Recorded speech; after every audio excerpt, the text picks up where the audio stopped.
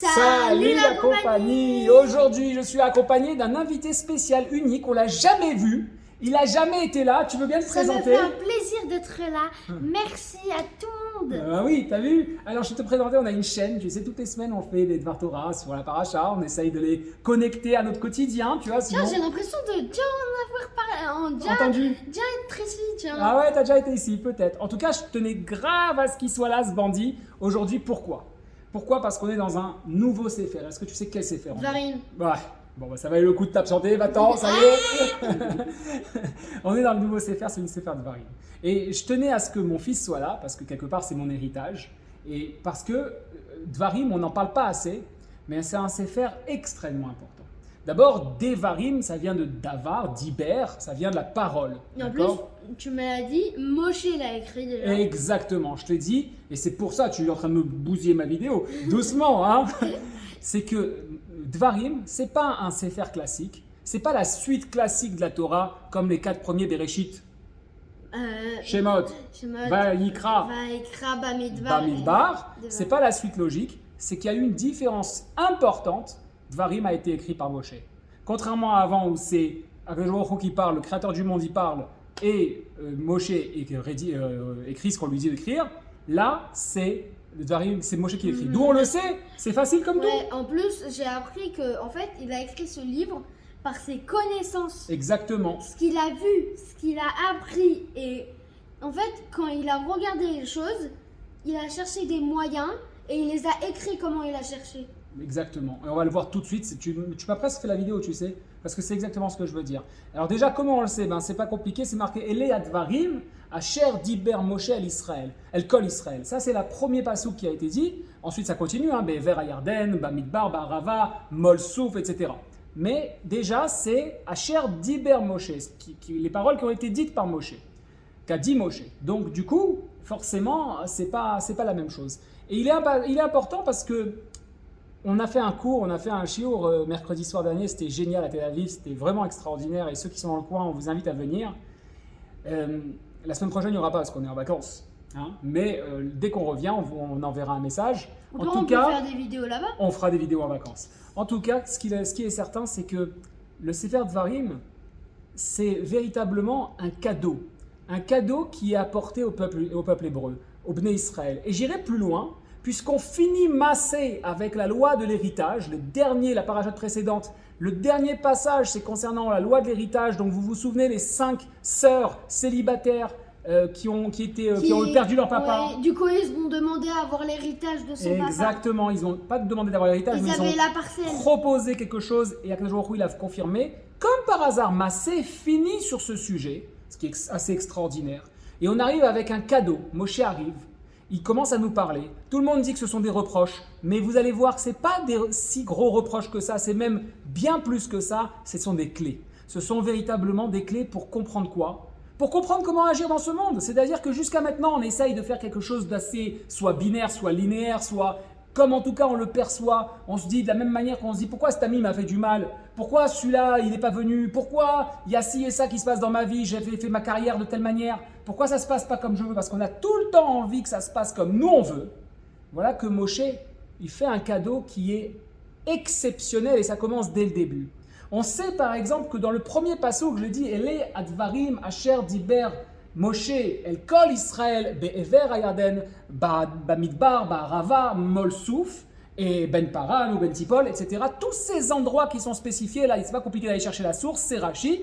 Il dit, ça vient si je dis pas de bêtises, c'est Rabbi Yehuda. Si je dis pas de bêtises, c'est lui. Mais sinon, si c'est pas lui, c'est pas grave, c'est un autre qui dit qu'il a beau chercher. Non, c'est Rabbi Yochanan. Rabbi Yochanan, pas Rabbi Yehuda, qui dit qu'il a beau chercher tous ces endroits, c'était pas comme ça que ça se passait. Ils n'étaient pas dans ces endroits-là. Bien sûr qu'il y a eu le Midbar, bien sûr qu'il y a eu Ever Ayarden, la rive du Jourdain, mais le Bnei Israël n'était pas là. En fait, c'était une insinuation, un remez, une allusion pour rappeler au Bnei Israël où est-ce qu'ils avaient fauté. Alors oui, on peut se dire, à chaque fois, je sais pas, tu as cassé une assiette. Tu vois, supposons, pas comment, le monde de ma vie, c'est pas comment. Supposons que tu as cassé une assiette fais pas ça avec je t'en supplie. On va perdre des followers, c'est pas possible, ils vont tous se partir. Imaginons que tu as touché le piano, tu as touché le fauteuil et autres, tu as cassé une assiette. Et qu'à chaque fois que je te vois, je te dis attention, en fauteuil, tu avais cassé une assiette, Ça, c'est un vrai reproche. Maintenant, c'est te rappeler quelque chose, non? c'est rappeler quelque chose de pas positif. Okay. Maintenant, Moshe, il va beaucoup plus loin. Il est rempli d'amour. On sait qu'il n'y a pas un homme sur cette terre qui a autant défendu les Hébreux depuis Yetziat Mitzrayim et même avant, comme Moshe. Personne ne l'a fait de cette manière-là. Il avait un amour pour les Bnei Israël qui est assez exceptionnel, à tel point qu'il y a eu une paracha qu'on a vue ensemble, où Akadosh Baruch Hu dit à Moshe, j'en ai marre, je vais effacer le peuple hébreu, on va recommencer ensemble, et Moshe lui dit, si tu le fais, ben alors efface-moi moi aussi, efface-moi ta Torah. À tel point il prenait la défense. Alors, on ne peut pas imaginer que Moshe il vient faire des reproches comme ça. Si un père qui aime vraiment son fils, il vient te dire attention l'assiette, attention l'endroit, le fauteuil, tu te souviens, c'est ce fauteuil-là, parce qu'il ne dit pas l'assiette, il ne dit pas l'erreur qu'il a faite, il lui dit le lieu. Attention quand tu passes à côté du fauteuil, c'est pour que l'enfant, il puisse se rappeler comment on se comporte, parce que certainement le père, il lui a montré, regarde, quand tu passes sur le fauteuil, tu longes le mur, tu fais attention, tu mets ton pied, parce que le pied du fauteuil, il dépasse un peu, tu peux cogner, et tout ce qui va être dessus, ça va tomber, etc., etc., etc. Et bien Moshe, c'est exactement ce qu'il fait dans les parachiotes. C'est-à-dire qu'on sait très bien, on compare Yetziat Mitzrayim à cette période où la femme est enceinte, où le bébé il est dans le ventre, toute cette période dans le désert, où finalement il est nourri, logé, blanchi par la maman. La même chose, les Bnei Israël, ils étaient nourris, logés, blanchis par Akadosh Baruch Hu. Ils n'avaient pas de souci à se faire. La faute des Meraglim, quand il dit Bever à Yarden, sous-entendu les Meraglim, Rachid explique, c'est pour rappeler simplement, regardez, il était question que vous alliez rentrer en Israël et que vous compreniez que votre mission c'était ça, c'était de travailler la matière pour l'élever, pour qu'il y ait une sorte de rassemblement entre la Kedusha, entre ce qu'on n'arrive pas à percevoir nous-mêmes et la matière, autant dire si on parle neurosciences, entre la puissance de la pensée positive par exemple et les maasés, les actions que je suis capable de faire, pense bien, tout ira bien, nous a dit Baal Shem Tov, on en est là. Alors qu'est-ce que vous avez fait vous? Vous avez dit non mais attends, on va pas commencer à transpirer, on va pas commencer à labourer notre champ, c'est compliqué. Vous n'avez pas compris. Il n'est pas dans une notion de reproche, il est en train de leur dire je vais partir bientôt de ce monde. Akadosh Baruch Hu me l'a dit, rappelez-vous à quel moment de l'histoire, au moment où il a fallu parler au rocher, etc. À ce moment-là, il y a eu quelque chose qui s'est passé, et on le verra plus tard. C'est dans cette paracha, mais on l'a déjà traité l'année dernière, donc allez le voir. Je vais devoir partir, j'ai envie de vous faire un dernier cadeau. Je n'oublie pas que quoi? Que votre papa, vos grands-parents qui ont voyagé avec nous, ils sont morts dans le désert. Vous êtes la nouvelle génération. J'ai compris mon erreur, que je ne dois pas vous dire qu'Akadosh Baruch Hu, il va s'occuper de vous, que vous n'avez rien à faire, les pieds en éventail, à la plage, tout se passera bien. Non, c'est comme quand tu travailles et Hachem te donne l'argent. Il faut le Kéli, oui. Il faut le travail. Mais là, on comprend une chose, ils sont dans le désert, la manne, elle tombe du ciel, les vêtements, ils ne rétrécissent pas, on l'a déjà dit 1000 fois, ils n'ont pas besoin de travailler. Ils ont le nuage. Ils ont le nuage de protection. Enfin, à ce moment-là, ils n'ont plus. Mais ils n'ont pas faim en plus. Ils n'ont pas faim. Ils n'ont pas besoin d'aller aux toilettes. Ils n'ont pas besoin d'aller aux toilettes, etc. T'as compris. Donc les Bnei Israël, ils n'ont pas vraiment... si je te mets dans cette situation, t'as pas envie de courir pour aller galérer, transpirer, aller travailler, etc. T'as pas envie. T'as envie de continuer à kiffer. T'as pas grand-chose à faire. Donc Moshe, il se rappelle, il dit, vous vous souvenez au moment où il a fallu parler au rocher et je l'ai tapé. Je vous avais aussi dit, n'ayez pas peur. Akadosh Baruch Hu va tout faire pour vous de la même manière qu'il vous a fait sortir d'Égypte. Et là-dessus, j'ai aussi été puni. C'est-à-dire puni, j'ai aussi été rappelé à l'ordre. Je n'aurais pas dû vous faire croire que tout vient en claquant des doigts, que tout est miraculeux. Alors, maintenant, je veux vous faire un cadeau. Quel est ce cadeau que dit Moshe? Il lui dit, regardez, dans les parachiotes précédentes, on a vu 4 manières, dans Matot et Maasé, les toutes dernières, on a vu les 4 manières qui sont les dernières finalement, il y en a certainement d'autres dans la Torah, où on peut rentrer en connexion directe. On a vu l'insinuation de Moshe lorsqu'il y a eu le problème avec Myriam, qu'elle a fait la Shonara. Et il dit au peuple, ne faites pas la Shonara. Attention, Akadosh Baruch Hu, il dit, vous ne croirez pas en d'autres dieux, Baal Peor, pas Baal Peor. Le fait de colporter sur son ami, le fait de parler sur lui, etc., vous ne le ferez pas. On a vu l'importance de reconnaître, d'être en reconnaissance de tout ce qui nous arrive dans ce monde. C'est un des deuxièmes points. Le troisième point, on a vu la Shonara. On l'a déjà dit la Shonara? Oui, on l'a déjà dit. Avodazara. Je les confonds toujours les deux. Avodazara. Vous n'aurez pas le droit de faire Avodazara. Ça fait 3. Alors je répète. Reconnaissance, la Shonara, Avodazara. et la calomnie. Et j'ai appris un truc moi aussi, c'est que... Je peux juste finir de parler de calomnie. Calomnie, c'est vraiment se plaindre, se plaindre. À la base, on se plaint sur Dieu. Oui, qu'est-ce que je fais ici, etc., etc. Et après, on se plaint sur nos parents, on se plaint sur nos amis, on se plaint sur notre situation au travail, on se plaint sur tout. Qu'est-ce que tu voulais dire? Je voulais dire que j'ai appris que quand on se prosterne nos pierres, Shalom, comme il faisait, Ouais. et ben on appelait ça aussi Avodat Even. Oui, c'est juste. C'est en fait Oui. travail de pierre. Un travail de pierre, pourquoi? Parce que la pierre, c'est un minéral qui est le plus bas dans tout ce qui a de l'énergie. Même s'il y a des pierres qui ont de l'énergie, et la pierre, elle a l'énergie, sinon elle ne pourrait pas exister. Elle est au plus bas. Pas la terre le plus bas. Non, non, la terre, elle peut produire, elle peut donner des fruits, elle peut développer. Oui, La vrai. pierre, elle peut rien faire. Bah si, elle Donc, fait des maisons. Ah, Chazak, on la transforme, mais en elle-même, elle ne bouge pas. C'est grâce à l'homme. Ouais. Donc, du coup, tu as raison, ça s'appelle aussi Avodat Even. Maintenant, je veux revenir là-dessus. On a vu donc 4 manières dans Matot Maaseh: la calomnie, le fait de se plaindre, le fait de toujours trouver la raison chez quelqu'un d'autre, ne pas prendre ses responsabilités. Non seulement on peut dire que si on est mal né, avec les mauvais parents, au mauvais moment, à une mauvaise période, mais on est des adultes, on peut agir, on peut se bouger, on peut prendre les choses en main. Mais bien sûr. Voilà. Mindset. Mindset. La deuxième chose, c'est être reconnaissant. On l'a vu encore une fois la semaine dernière. Reconnaissance, savoir dire merci à tout ce qui nous arrive. Ok, j'ai une vie de galère, j'ai que des galères, j'ai que ça, personne ne veut ma vie. Il y a bien des moments où ça va un peu mieux. Savoir être reconnaissant quand ça va un peu mieux. Lashon Hara et Avodah Zara, ce sont le 3e et 4e. Et voilà que Moshe est en train de dire au Bnei Israël: on va retrouver ces 4 points dans ce que vous avez fait dans le désert. Sous-entendu quoi? Je vous aime de tout mon cœur et je veux vous montrer que vous n'avez pas su comprendre le message à ce moment-là. C'est normal, 210 ans d'esclavage, on ne sort pas comme ça d'un esprit esclavage, on peut penser que tout est facile, tout est aisé, tout est cool. Non, c'est pas comme ça. On imagine même le bébé qui doit sortir du ventre de sa maman. Pendant 9 mois, il est tranquille dans son ventre. Tout d'un coup, il y a les contractions, il doit sortir. Ouais, imagine, il a peut-être pas envie de sortir. Peut-être pas pour rien qu'il pleure, le bébé, quand il naît. Hein, il a peut-être pas envie de sortir. Ou sinon, il a mal. Mal de quoi? Il est tranquille, tout sort bien. Top. Alors maintenant, il va falloir expliquer comment je peux voir ça. Comment je peux voir que Moshe essaye de donner un cadeau au Bnei Israël en finalement presque les caressant. Le 5e livre, ce chiffre 5, il n'est pas rien. Moshe, il a écrit les 37 derniers jours de sa vie. Les 37 derniers jours, nous disent les maîtres de la Kabbalah, il a atteint le niveau de Yechida. Yechida, c'est la 5e face de la Neshama. C'est le niveau le plus élevé de la Neshama dans l'expression de la Neshama. Et voilà qu'il écrit ça. Donc il est dans un niveau de sa vie où quasi parfait, 37 jours avant la fin de sa vie. D'accord? Ça ne suffit pas pour comprendre comment on peut voir que c'est un cadeau.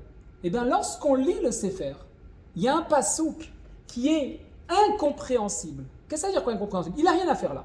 Je vais reprendre et j'ai le pasouk sous les yeux. On a dit Ele Advarim, Asher Diber, Moshe El Kol Israël, Bever Ayadan, Bamidbar, Maharava, Mol Souf, Ben Paran ou Ben Tofel, Velavan, Vachatserot, Vedi Zahav. Et là, donc là on a donné tous les endroits, d'accord? Il était dans le désert, dans la plaine, en face de la mer de Souf, entre Paran et Tofel, Laban et Chatserot, et à côté de Divezahav. Ok? Top. Maintenant il y a un pasouk. Il dit comme ça, Achad Asar Yom Mechorev, Derer Har Seir, Ad Kadesh Barnea. Voilà que 11 jours depuis Chorev, par le chemin de la montagne de Seir jusqu'à Kadesh Barnea, on s'attend à la suite. Non, rien du tout. Vaï Barbaim Shana, Be'ashte Asar Chodesh. Et voilà, ce fut dans le 40e année, dans le 11e mois, Be'echad la Chodesh, dans le premier jour du mois, dit Ber Moshe al Bnei Israël, que Moshe a parlé au Bnei Israël. Qu'est-ce qui vient faire ce pasouk? Tu m'écoutes? Tu vas avoir un truc hyper important là maintenant que je vais te dire. Hyper important. Il y a ce pasouk Achad Asar Yom Mechorev, le 11 jours depuis Chorev, des Rech Har Seir, par le chemin de Seir. On sait que Seir c'était quoi? C'était Esav. D'accord? Esav c'est les terres de Esav. Har Seir c'est le sud. En sud, à côté de Elat, hein, pas loin. Ad Kadesh Barnea. Jusqu'à Kadesh Barnea. Mais qu'est-ce qu'il y a eu à ce moment-là? En fait, dans ces paroles, Moshe est en train d'expliquer au Bnei Israël, donc aux futures générations, et c'est pour ça, parce que tu es mon héritage, c'est pour ça que c'était important que tu sois là pour le comprendre, pourquoi ils n'ont pas réussi à comprendre. Il leur donne une clé supplémentaire. Pourquoi Au moment des miraglim, vous n'avez pas su. Avec la manne, vous n'avez pas su. Au moment à chaque moment, vous n'avez pas su véritablement réagir comme il fallait faire. Baal Péor aussi, avec les filles de Moab. Peut-être que, comme tu as dit, premièrement, les humains ne sont pas parfaits. Oui. Et deuxièmement, comme tu as dit, que même Moshe, quand il savait quelque chose, il demandait à Hachem. Ouais. Et peut-être qu'eux, ils vivaient pas en Émet. T'as raison. Ils voulaient pas demander. Ils faisaient ce qu'ils pensaient. Eh bien, tu as tout à fait raison. Mais c'est beaucoup plus beau que ça. Parce que Akadosh Baruch Hu, il a parlé, c'est le chemin inverse. Hachem, il a parlé. Moshe, il a expliqué. Donc, ils avaient tout. Et au moment où on leur donne un petit peu une chance, ça foire un peu. Chet Ha'egel, on l'a dit aussi. C'était à chaque fois un petit souci. Des fois, j'ai envie de dire qu'ils sont juste débiles. Ouais, ils sont peut-être pas débiles, Oui, mais on des peut... fois, ils réfléchissent pas. Ouais, on peut dire exactement. Et ben en fait, là, Moshe donne une clé supplémentaire au moment où il a atteint ce degré spécial. Et si on lit le passouk autrement, parce que vous savez, quand vous prenez un Sefer Torah, il n'y a pas de dagesh, il n'y a pas de ponctuation. Si au lieu de dire Achad Asar Yom, on lisait Echad Asar, ça veut dire que finalement, on dirait 10 Yom Mechorev, Derech Arseir. En fait, si on lit le passouk autrement, on comprend quelle est la merveille que Moshe est en train de dire au Bnei Israël. Il est en train de leur dire, comprenez, je te regarde par là, comprenez comment le monde il est créé. Comment d'un côté il y a le bien, d'un côté il y a Seir, il y a Esav, ce qui en ressort, il y a le mal, et comment il fonctionne. Comment il fonctionne? C'est quoi le mal pour toi, d'après toi? Le mal pour moi, c'est... Comment il s'exprime dans ce monde? De plusieurs façons. Dis-moi. Il y a la façon de l'injustice. Ouais. Il y a la façon de ne pas faire ce qu'on te dit, être trop de spa. Ok. Le mensonge peut-être aussi, mentir. Pas certainement, mais ouais, mentir. Okay. Etc. D'accord? Attends. Frapper. Ok, faire du mal. Ok. Et il y a une chose que je trouve que c'est sûrement ça. Ouais. Montrer le mauvais exemple aux autres. Chazal. Alors qu'ils étaient dans le bon exemple. Qui était dans le bon exemple. Très bien. Et bien la Torah nous dit quelque chose. Elle nous dit le mal, c'est la copie du bien. Ok? Zé me'at zé, c'est marqué. C'est-à-dire, c'est un en face de l'autre.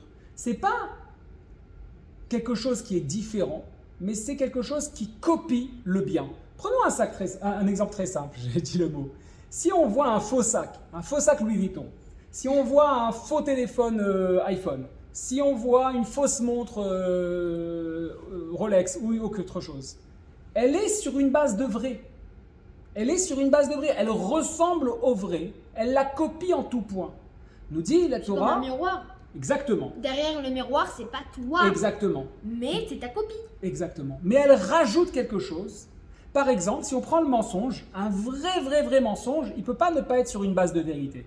Si je te dis que j'ai inventé un truc, il y a eu des hélicoptères de fou avec un dinosaure qui est arrivé sur la fenêtre, il s'est transformé en petit pois chiche, après il est remonté, tu vas me dire ok papa, allez prends tes médicaments, ça va pas du tout. Par contre, si je te dis ah ouais non, je suis arrivé en retard parce qu'en fait j'ai dû chercher un truc à la poste et je suis revenu, en fait j'étais ailleurs, ça peut être possible parce que c'est sur un fond de vérité.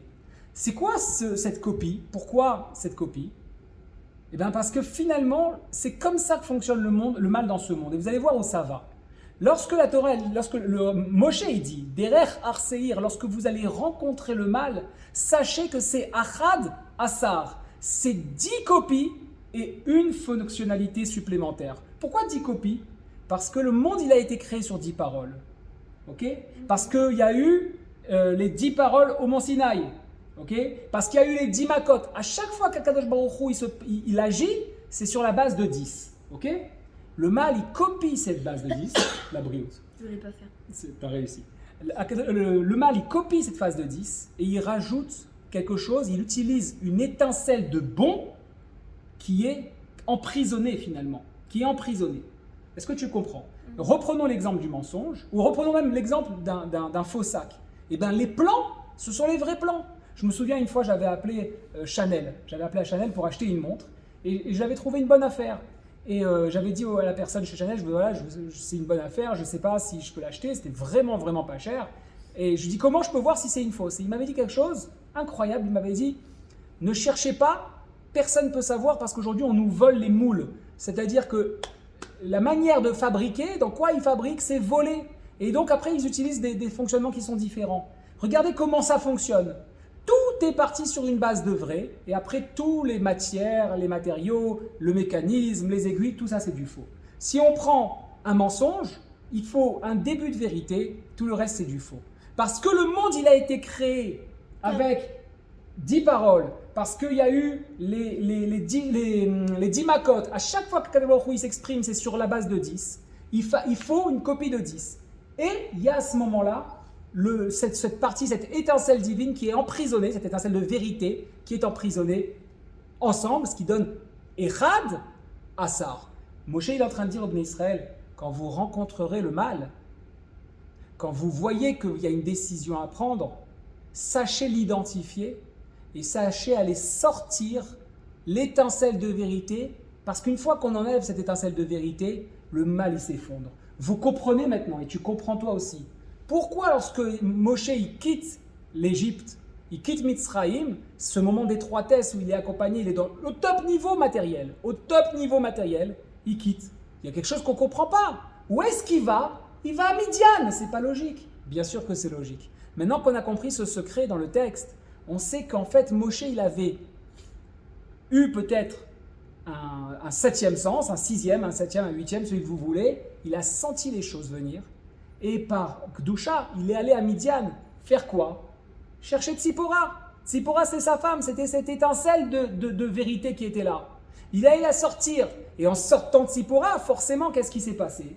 Il a pu indirectement sortir aussi Yitro, qui étaient tous les deux, Yitro, Cohen, Midian. Tous les deux, ils étaient en Midian. À partir du moment où les deux étincelles de vérité, enfin qui forment une seule ensemble, c'est la même famille, cette étincelle de vérité qui est sortie du mal qui est Midian, et on l'a dit la semaine dernière, c'est un mal gratuit. Alors le mal, il peut s'effondrer. La semaine dernière, on s'est débarrassé de Midian. De la même manière, Moshe, il n'est pas en train de faire des remontrances, il n'est pas en train de faire des reproches gratuits à ses enfants, à ses frères, au Bnei Israël. Il leur explique comment ils vont pouvoir combattre. Lorsque tu as une situation où il y a une injustice, lorsque tu as une situation où il y a un mensonge, lorsqu'il y a une situation qui te fait mal profondément, ne cherche pas à te plaindre, à manquer de reconnaissance. Ne parle pas mal sur ce qui est en train de se passer, ou ne produis pas un travail qui va rien servir, comme Avoda Zara, un travail qui ne produit rien, comme essayer de parler avec les mauvaises personnes, etc. Mais trouve l'étincelle de vérité, redéfinis les choses, trouve là où il y a la vérité, le point. Tu te souviens, mon ami, quand on est parti en voyage ensemble, et qu'à ce moment-là, tu m'as envoyé ce message le 26 juin 2022, disant que tu allais faire ci et ça, tu te souviens? Ouais, je m'en souviens. C'est bien marqué que tu devais tout payer? Non, mais parce que... Non, juste, je veux savoir, est-ce que c'est bien marqué ça? Est-ce que tu peux comprendre que moi, je me suis tenu à ce message? Alors à ce moment-là, le mensonge s'effondre. Si on est capable de sortir l'étincelle de vérité, tout le mal qui est autour de nous s'effondre. Si une personne en face de nous nous a fait du bien, du mal, je veux dire, allons lui rappeler qui on est. Parlons avec notre cœur, allons sortir cette étincelle de vérité. Alors à ce moment-là, voici le cadeau que Moshe a pu faire au Bnei Israël 37 jours avant sa mort. Voici le cadeau que je te fais à toi, mon fils. En héritage. Et celui que je prends moi-même de la part de Moshe et qu'on doit tous prendre. On vous souhaite Shabbat Shalom.